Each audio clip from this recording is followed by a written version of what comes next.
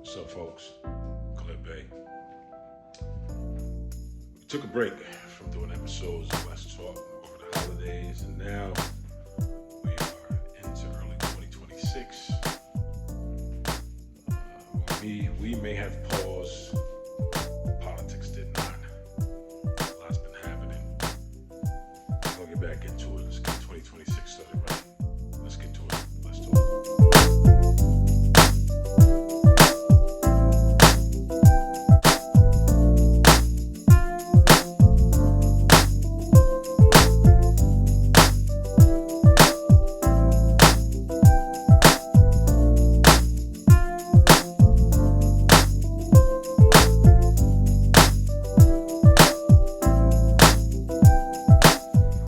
All right, welcome to Let's Talk. Khalid Bay. Hey, 2026, it's Rob Romeo here. Yeah, New Year. It is a new year. We're off and running. Yeah. It's crazy. So this, what do you think? We ended up last year with the local elections. We talked about that a little bit because we did a little debrief after that. We did. And now these people have been sworn in to taking office, Yep. and they got an agenda to fulfill. You know, see what happens in New York City. I think, it's going to be real interesting to follow New York City. Locally here, I think, we can keep the streets clean and safe. Crime is going down, and so hopefully that'll continue. Violent crime. Violent crime. Property crime is up. Yeah, they're right. Yeah. So I don't know. I think we obviously have some opportunity, but obviously some struggles, which is always the case. Yeah. We have 3 more years of, and we're only in year 2, or it's officially on the 20th year 2 of our current president. Yeah. So he's just getting started. But we can get right into that because that's like dominating the news everywhere. And we don't have to tee off on that. We talked about this last year when we first started and he first came in. Yeah. We said, hey, keep your eye on the local election. Do what you can do within your abilities, but don't do any. Don't sit around and do nothing. Right. Go out and do something. Be active. Focus on the local elections when they come up, and we've done that. And so I think that there's been some really good, response to the first year of the administration. But I have to say, it's gotten way beyond what I thought it could be. I think it's just way beyond as bad as I thought it could be, and so I think that things are going to start to come to a head real fast. I think though, we're referring to the blue wave, obviously, November of 25, but considering that many of those seats are up for election again this year with the new out-of-year rules. That's right.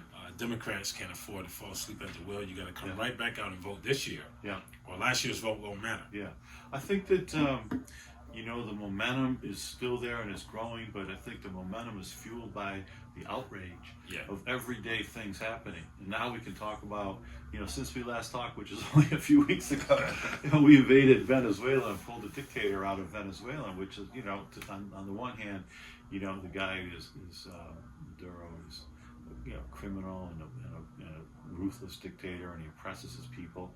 But we didn't do that just to get him out of there. No. Because all his people, if anything, Venezuela is left in the hands of the same ruthless people, and they're still oppressing their people. Right. So, a lot of it show, and look what we spent to do it. Before that happened, we had people getting, blown up on their boats.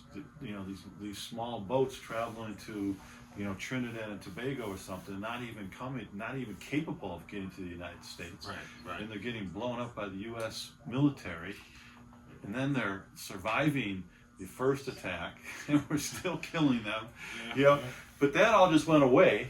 We're not talking about the international law that may have been violated there. Oh, there's no may about it. That's certainly violated. Let's just be straight. Yeah, that is just wrong from top to bottom. I think the whole thing, while there may be arguably some merit or an argument for merit made by some people, I still see it as a wagging of the dog. Yeah. You know, considering what Congress and the public was pushing for in the way of Epstein files. No, you put your finger on it. What Absolutely. a great distraction Yeah. to throw people a curveball. And we've seen it over and over again anytime there was controversy, Yeah. you know, in the White House. And here we are, this many months and weeks after, well, weeks anyway, after the law was passed and signed to turn over the files, and we've gotten less than 10% of the files by this Department of Justice.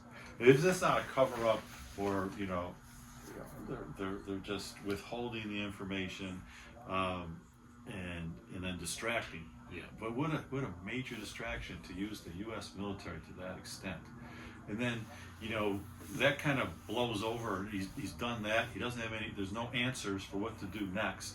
Right. Yeah, what is going to happen next? Well, nobody has a clear answer what to do next, because it's impossible to do that.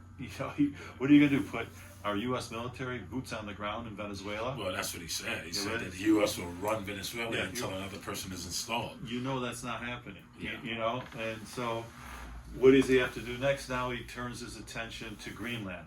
So we're all going to be talking. We started out last year talking about Greenland. Yeah. And my theory on that was, which I still hold true, is I think he just looks at the map of the world and he sees how big Russia is, and the United States is a smaller country relative to how big Russia is. And he wants to be bigger, so we need Canada and Greenland to kind of equal out the size of Russia, because he's got an infatuation with Putin and dictators. Yeah. So I think two things.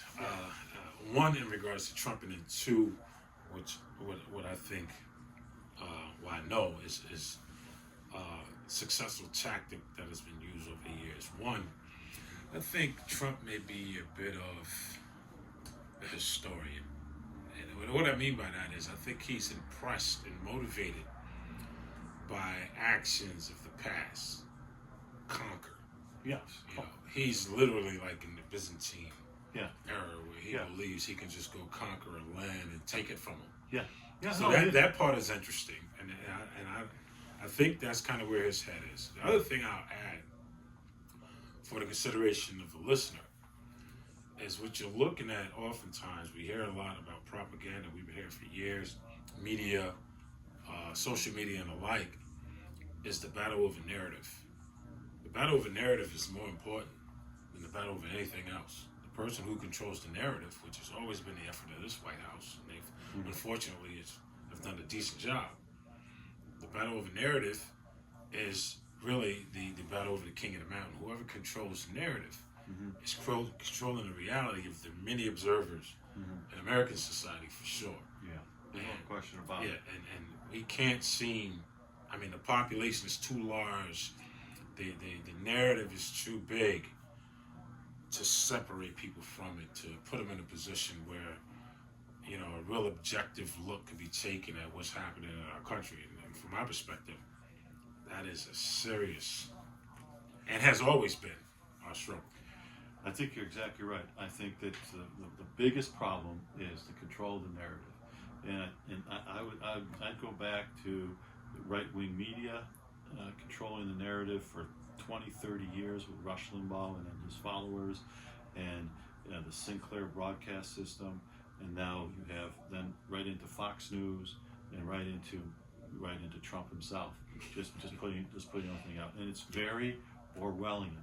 If you just go back and read 1984 again, you will see how this all plays into control of the populace, and unfortunately, they have captured at least 30%, probably a little more, of Americans. Oh, no.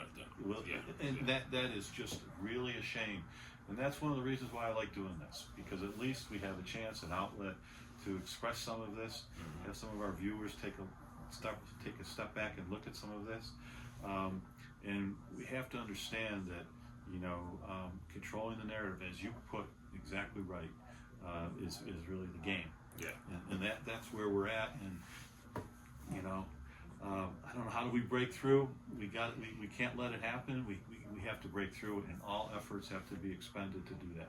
Well, and I think in large part we have to count on the people we elect as legislators. Yeah. Local, state, and federal. I mean, they can't afford to be caught up in narrative themselves, or we can't afford for them to be caught up in the narrative. And you know, it's still, you're still counting on the will of an individual to pay attention. Yeah, you're right, and I think that there's some really good signs, really good opportunities coming up in the near term.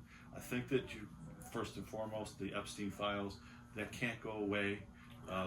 That comes out more and more, and I think that defeats this alternative universe narrative that's being created, and we get down to the reality of what kind of a person we're dealing with. That's right. You know, I think that's one. What I like and what I love is Jack Smith. I followed him from day one, and from day one, the guy's from here. You know, he went to a high school like a mile or two from here. Oh, yeah. Okay. You know, okay. and you know, so to me, he's a national hero, patriot, and he's an attorney, and he's a smart and tough prosecutor, and he's no nonsense, and he's a truth teller, and he went in and testified before the Congress and put a person like Jim Jordan completely in his place, because that guy's just a fool. And so you got a guy like Jack Smith testifying publicly on top of the Epstein thing, and then we can put January 6th into perspective. Yeah. And get that narrative back where it belongs, which was that was an insurrection and these people should not be pardoned. Okay, that's it. And then all the stealing of the classified documents and all of that. You know, so Jack Smith is number 2 in my book. Number 1 is the Epstein file. Okay, coming up. And so these are the things that are going to come about. Now, on top of that, this ICE thing that's taking place. Yeah. Let's go. Yeah. So the ICE thing. So I mean that is like another domino that's in line here for truth being told, of the reality of the way this administration is handling this thing. That gets into, you know, my whole thing again, going back to 1984, going back to the book, going back to fascist regimes, how they come to power, how they use the military and secret police to inflict, you know, fear and complacency on people, and they attack their enemies. They perceive. I was listening to someone today who said, you know, they perceive blue states as the enemy, and that's not the way the United States works. Well, you know, even I'll quote this sheriff I was watching make a statement at a press conference in Philadelphia. She stated that law enforcement doesn't wear masks. That's right. You know, when you consider the idea of fascism, you consider the Gestapo, when you consider the use of military might to control people, you know, in that same breath, Venezuela is claimed to have been controlled by dictators. Right. That's it. You know, Russia is claimed to be controlled by a dictator. And I only say claim because there's some unfortunate similarities between what we're experiencing now, yeah, and what we've argued against in other countries for ages. In this country, the only force that has been used like that, and you as a black man should know, and they use masks, is the Ku Klux Klan. That's right. And they came out of the sheriff's departments throughout the South and came across the whole country, and they used the umbrella of law enforcement, but they put the masks on. Yeah. And so you can see how dangerous it is. You can see how unconstitutional. It's such a big word, unconstitutional. You know, it's just plain wrong and deadly, and just the wrong place and wrong thing for our country. Yeah. So the Ku Klux Klan is the closest thing in this country we've had to what's going on with ICE. Right. That's for sure. In my opinion. I agree. And now we're finding out. I'm brown, by the way. So we're brown. Yeah. We're both brown. We're working on changing the narrative. Yeah, that's right. No, I agree 100%. It's just a different uniform. It's unfortunate, particularly the recent incident in Minneapolis, the woman who just relocated to Minneapolis. The narrative is that she was merely pulling out of the driveway, and even when you watch the video from her house, she was not a part of the protest. She pulled out, a car was there. She waved them by. She saw the gray truck pull up. She also waved them by. That's right. That's right. Then they get out the right. car. That's right. And ultimately, it ends, as many of you know, with her being. This guy was hell bent on killing somebody. Oh, he got up that morning. I'm going to take somebody down. Anybody gets in my way, I'm taking them down. It was most certainly at least murder too. Yeah. You don't. And what gets me, and this is the thing that really gets me about Minnesota, and I don't understand it. I love the DA in Philadelphia. Mm-hmm. Now, where's the DA in Minnesota? Well, we're not working with the FBI. They're not letting us work with them. Who cares? Right. You go out there and you do your investigation, and you don't care what the FBI does if they don't want to work with you. Right. And you indict this guy because there's a thing called probable cause. Mm-hmm. You don't have to prove beyond a reasonable doubt to indict him, even though you're going to be able to a trial. Yeah. But you put this guy, and if he's got a defense that he thinks he was hit by the car, which he's not going to be able to show, that was not the case. Right. If he's got a defense, that's a defense for trial. This guy should be in jail today. Without a doubt, he should be in jail. He should be in jail today. What's interesting is that they also appear to be policing the neighborhood, which is a bit problematic for me as well. Well, that's because yeah, it's not. The fact that they were nearly presenting themselves almost in the same vein that local law enforcement were. They are not law enforcement. They are not law enforcement. So no badges. No, they got to face things up.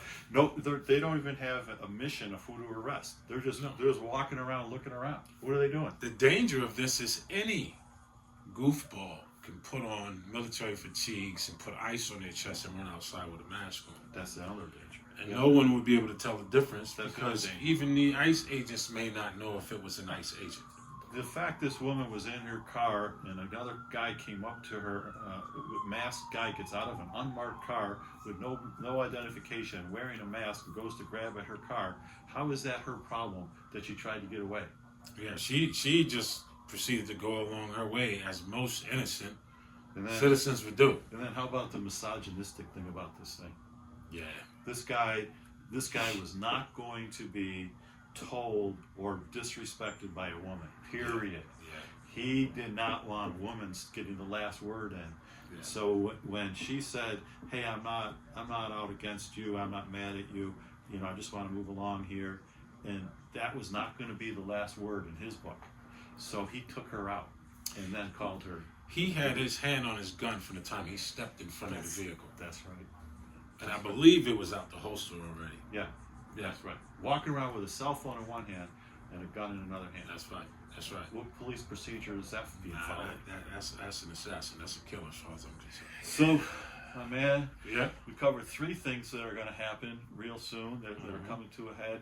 I think another one that's going to come to a head, but not quite as fast, and a little bit more of a slow moving, avalanche or wave, as we call it. The midterms are coming up, and people it's starting to formulate with candidates getting lined up for the ballot. We got, you're going to have designation process coming up, right now, and you're going to have candidates putting their names out there, getting petitions to get involved in the races this year.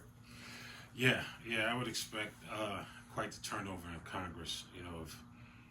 I don't expect the blue wave to slow down, especially after an incident like Minneapolis. Yeah. And unfortunately, you would hope that there wouldn't be similar incidents, but even if they're not that extreme, there will be other incidents that will piss people off, regardless of their party affiliation. And so I do think you'll see this wave continue into midterms, obviously not just on the congressional level, but I think states will be fortified with Democrats in the Assembly and the Senate. Even local races, I think, will continue to turn. But again, voting Democrats for sure can't afford to fall asleep at the wheel under the assumption that 2025 was it. No, you're exactly right about that. It's all well said. Even Trump, he says that if the Democrats take the House, he's going to be impeached. Oh, I was going to mention that. Well, you mentioned it. Go ahead. Yeah, because the thing is, and what we need is the House and the Senate to make it official. That's right. That's what we need. Yeah. Well, there's 4 or 5 Republicans now that are looking to go against them on a couple issues. Yeah. And if you can start to grow that coalition, get 4 or 5 Republicans that are not captured by the cult, captured by the nonsense of this presidency, and they start to see the weaknesses of this person as a person. Yeah. You know how weak he really is. Yeah. And he starts to fall away. They'll start to fall away from him, and maybe there'll be that opportunity. You know, I don't really care so much. I mean, that would be the best thing. But short of that, with a Democratic Congress, you'll be able to stop a lot of what's going on and be able to pass some laws that can really reform this from happening in the future. Well, you know, one argument that was made was that maybe you don't impeach him because you end up with J.D. Vance. Yeah, that's right. Maybe you just take over Congress and the House and ultimately overrule him. At some point, people will start to recognize which he is. It's a lame duck presidency. Oh, without doubt. And so let him ride out as a lame duck president, but do what you got to do around him. Yeah. Now that brings up one last thing, and that's Democratic leadership. Yeah. And I said this a long time ago. I love Chuck Schumer. Yeah. I just don't think he's the right guy for the times. I'm not sure who is right now. I'm not either. I look around in the Senate. Who is the right Democratic leader in the Senate?